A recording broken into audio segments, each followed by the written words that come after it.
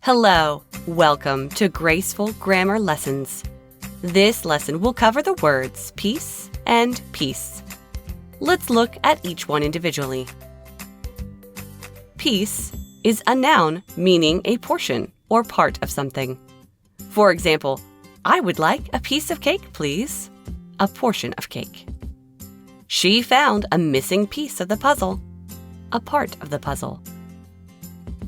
Peace is a noun referring to a state of tranquility, calmness, or absence of conflict. For example, the country has been at peace for many years. There has been no conflict or war.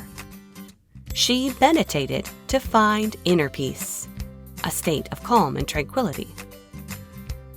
Use piece when referring to a portion or segment of a whole item.